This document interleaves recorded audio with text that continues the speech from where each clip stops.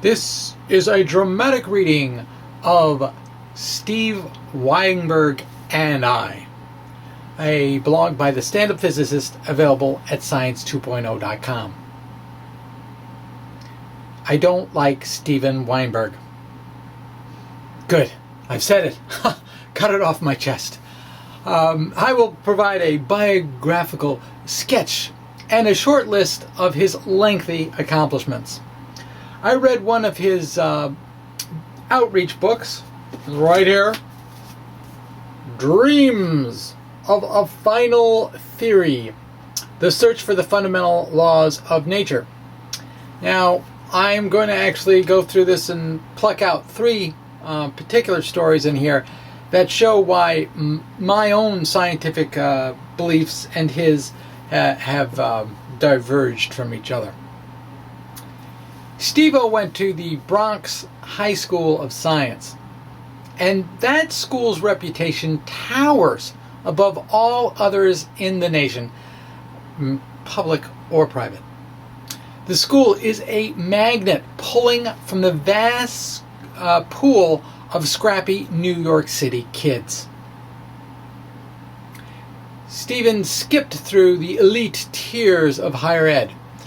Cornell, the Niels Bohr Institute in Copenhagen, Princeton, Berkeley, Columbia, Harvard, a year visiting at MIT, and the University of Texas at Austin.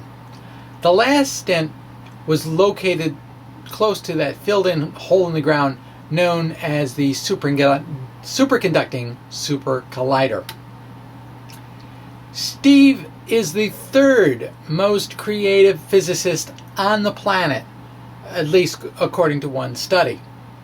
He shared the 1979 Nobel Prize with his high school classmate, Sheldon, I don't care what SU2 looks like, Glashow. Now, the third scholar to share that prize was Muhammad Adas Salam, who is Pakistani and therefore grew up nowhere near the Bronx. Sir Stephen is exceptionally gifted at mathematics. He finds math errors in other people's papers. You know, if his skill was spelling, he would go and correct the dictionary. He is justified in his self-confidence, which is why I call him ALF, which stands for arrogant. Well, I won't say that. Now, someone might point out that the L in that acronym stands for nothing. And, well, it's there just to piss him off. I mean, Alf is just measurably smarter than I am. I know that. He knows that. Oh, actually, he doesn't know that.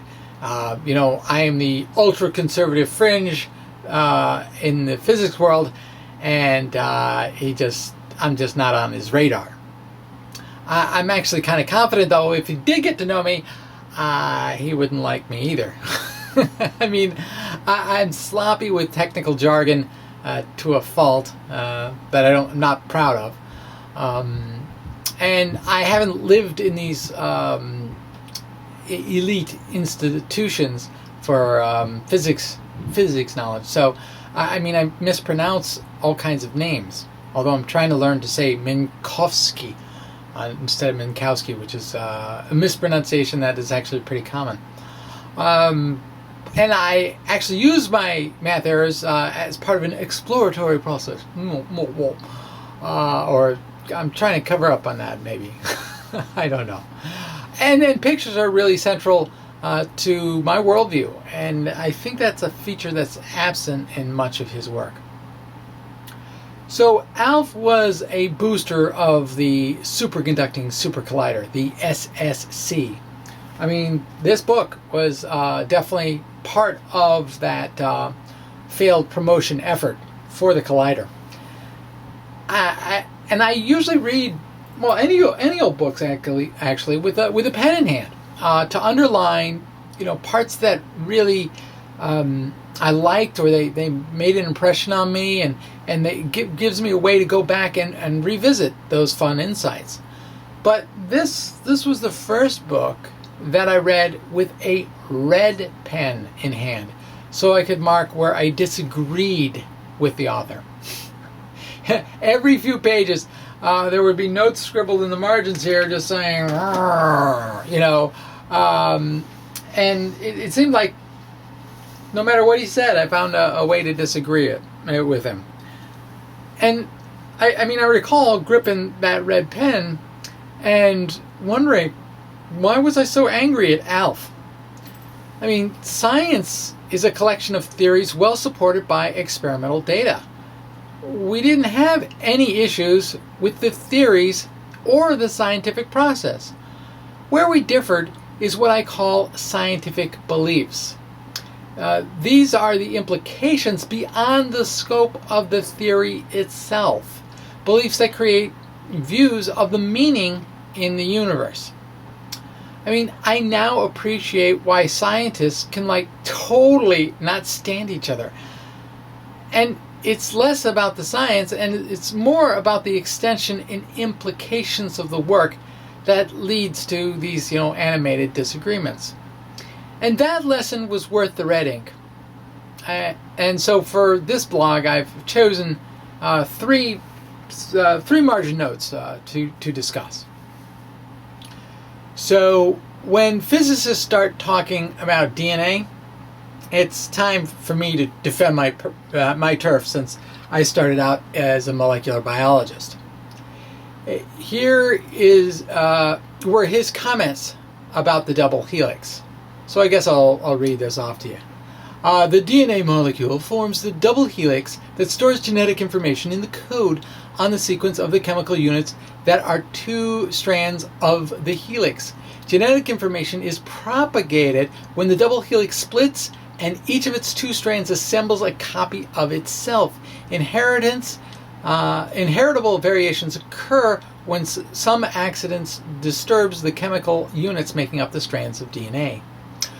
Once down to the level of chemistry, the rest is relatively easy. True, DNA is too complicated to allow us to use the equations of quantum mechanics to work out its structure, but the structure is understood well enough through the ordinary rules of chemistry, and no one doubts that with a large enough computer, we could in principle explain all the properties of DNA by solving the equations of quantum mechanics for electrons and the nuclei with a few common elements whose properties are explained in turn by the Standard Model. So again, we find ourselves at the same point of convergence of our arrows of explanation.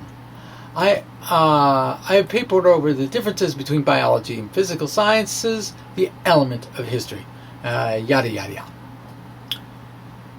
Now, I'm not going to go into my sex is more important than mutations riff, which is actually a subject of another blog. But just because I'm sloppy in physics doesn't mean I'm sloppy in biology. Well, actually it does, because I use the same hardware.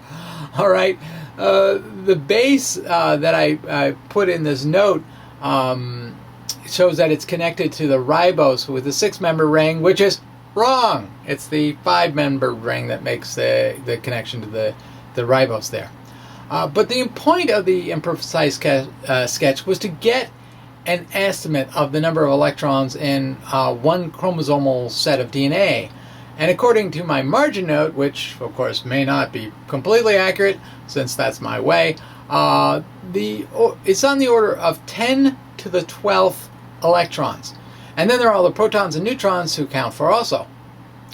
So here's where Alf and I agree. There are laws of quantum mechanics that can be solved exactly for the hydrogen atom. One of them. Those laws can be solved approximately for helium. And as we get to more complex atoms and molecules, the calculations become more daunting. The agreement on this point is spot on. Now, we do a stretch to a large enough computer. I think we both agree that such a machine is not going to be built ever. And this is where our beliefs differ. He imagines that the take-home message is that the Standard Model is the root of it all. My belief is that when a calculation becomes this all-consuming, nature herself does not operate this way, that a new logic is born out of massive recursion. There will be a few isolated simple systems where Schrodinger's equation will come into play in describing a DNA molecule. But in general, the Standard Model is irrelevant to the description of how DNA works. So he went into a discussion of the definitions for beauty, love, and fear. And he actually decides to dodge the definitions of beauty, love, and fear here on page 138. Let's see. Mathematician Henri Poincaré admitted that it may be very hard to define mathematical beauty, but that is just as true of beauty of all kinds. I will not try to define beauty any more than I will try to define love or fear. You do not define these things. You know them when you feel them. Later, after the fact, you may have sometimes the ability to say a little to describe them, and I will do that here. By the beauty of a physical theory, I certainly don't mean merely the mechanical beauty of its symbols on the printed paper. The metaphysical poet Thomas, that's a good one, Traherne, took pains that his poems should make pretty patterns on the page, but this is not part of the business of physics. I should also distinguish a sort of beauty I'm talking about here from the quality that mathematics and physicists sometimes call elegance. An elegant proof or calculation is one that achieves a powerful result with a minimum of irrelevant complications. It is not important for the beauty of a theory that its equations should have elegant solutions.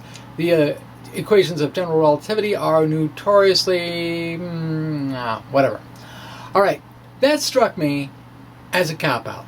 All right, definitions are the starting point for science. It doesn't matter if the definition is universally accepted. It does matter that you have a precise one to keep the discussion focused. So here are my 3 definitions. Beauty. Beauty is simplicity with purpose that creates complexity. I like the tension between simplicity and complexity that gets mitigated by purpose. Here is a clay sculpture I call Beth. Now, it's a simple nude. I remember looking at the skin of her back move against her ribs. I was disappointed that I was not going to be able to represent that aspect of her form. Too complicated to do with clay. She was, and will remain for me, a beautiful representation of my species. How about love? Love is the creation and reflection of being. That covers both making love and the look between the mother and child. It also excludes rocks loving water. I mean, sure, they interact, they touch each other all the time, but no love is involved. Fear. Fear is the destruction of self. Threats to self can actually get me to run. When I got mugged, the one question on my mind was about weapons. Take my stuff, but I sure hope no one has a gun. Thanks good no one in this little tense interaction had to exercise their Second Amendment rights to keep and bear arms as part of a well-regulated militia. And now the NRA should point out that regulation is in fact part of the Second Amendment. No? All right. Well, I had read articles actually on model mugging, a program which teaches women how to deal with such situations. And one approach is to scream loudly. Well, and that was actually the technique I used. Absolute full volume shout out of what was going on at the moment. They took my bag! my glucose meter is in that bag. I'm a diabetic. And I saw them, the three of them actually, turn around and start running one way. And then so I turned around and ran the other direction. It took a while to calm down, but myself was still there, all in one piece. And I even got my bag back. So I guess my very, very loud monologue created a fear in my muggers. So actually rereading this passage from the book, I actually noticed that those comments on general relativity. So let me just expand on that a little bit. It is not important for the beauty of the theory that its equations should have elegant solutions. The equations of general relativity are notoriously difficult to solve except in the simplest situations. But that does not detract from the beauty of the theory itself. Half of general relativity is beautiful, the pure geometry. The stress-energy tensor part, that's clucky, okay? The simplest static solution is much uglier than it's usually marketed. The Minkowski metric for empty spacetime is simple, and its purpose is for preserving the spacetime interval. That does lead to something incredibly complicated, all the detailed observations of special relativity. So when we take a few baby steps away in empty space-time in isotropic coordinates, here's what the Schwarzschild metric looks like. It's got this minus in here. It's the one term squared, the other's to the fourth. And, I always had to look this up in Misner, Thorne, and Wheeler. And it's actually hidden in the question at the end of a chapter. Exercise 31.7 if you want to look it up. For me, this solution does detract from the beauty of general relativity. A final theory should be manifestly beautiful for both its equations and its solutions. So here's a claim I made about my unified GEM equations in my second blog in the Science 2.0 series. I will stand next to this strong statement. The derivation and field equations of the GEM unified standard model are drop dead gorgeous. That claim already applies to the Maxwell equations, which are stunning. And I'm just inviting a few more beauties to the party. But how about the solutions? Well, one of them is actually comic, okay? So the solution to the first one, let me just show that to you here. There we go. That top one, well, that was actually known to Laplace himself, okay? And, I mean, this stuff was fresh in his day, because Ben Franklin had done his EM experiments in the middle 1700s, and Cavendish determined the value of G in 1798. And that does have the Planck's constant. Okay, that was out of reach. But Laplace could have solved the equation that bears his name today. So you can take the Newton's force of gravity, as it was known in the day, and then the Coulomb law, and subtract one from the other, and you end up there. And if you look at those other ones, the ones below it, those tend to also have kind of like 1 over r things for solutions. That's just not quite. They play around with some signs and whatnot. So actually that makes my snarky puzzle. All right, to find the answer to those other differential equations that look somewhat like the 1 over r sort of solution, except there's a minus signs different than that kind of thing. So to my eye, the solutions are beautiful. They're nice variations on 1 over r, and so we're kind of one up on general relativity, and you don't get to say that every day. All right, so third issue I'm going to bring up with what he wrote in this fine book concerns the future of quantum mechanics. I mean, Alf is not sure that much can be changed about quantum mechanics, like, at all. So here's reading from his book. At least for the present, I can give up on the problem. I simply do not know how to change quantum mechanics by a small amount without wrecking it all together. The theoretical failure to find a plausible alternative to quantum mechanics, even more than the precise experimental verification of its linearity, suggests to me that quantum mechanics is the way it is because any small change in quantum mechanics will lead to logical absurdities. If that is true, quantum mechanics may be a permanent part of physics. Indeed, quantum mechanics may survive not merely as an approximation to the deeper truth, the way Newton's theory of gravity survives as an approximation to Einstein's general relativity, but as a precisely valid feature of the final theory.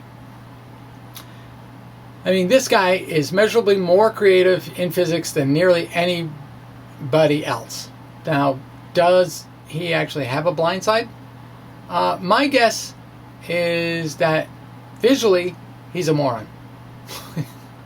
There's not a single image in that entire book. I mean, it's common for people to get a PhD and not be able to, like, draw. This is a horrible waste of mental resources. I mean, the back of your brain will only be able to do anything as long as it's visual. That's just the way it's built. So people can learn to think visually at any age. Please note, though, that I did not say people can draw. It's a common misconception that this is a hand thing. All right, I highly recommend Drawing on the Right Side of the Brain by Betty Edwards. This is how to engage the back of your brain to see what is there. Once you see what is there, well, then you can actually draw it. While it may have been true that visual thinking was not important in Alf's time in quantum field theory, I think the future will demand visualization of every equation in a graduate level quantum field theory book. That would be a huge change. One could even share the results with people not versed in the arcane arts of differential calculus. And just to back that up, I do show my wife a few of the animations that my own studies in physics generates. So the next generation of animated books will actually have to be served up on computers because books aren't so good. Yeah, you can flip the corners, but I don't think that's going to cut it. All right, so there's much change to look forward to unless you buy into Alf's point of view. Now, I do value my negative pseudo relationship with Weinberg. The disagreements force me to think, and thinking is good. So thanks, Steve. All the best.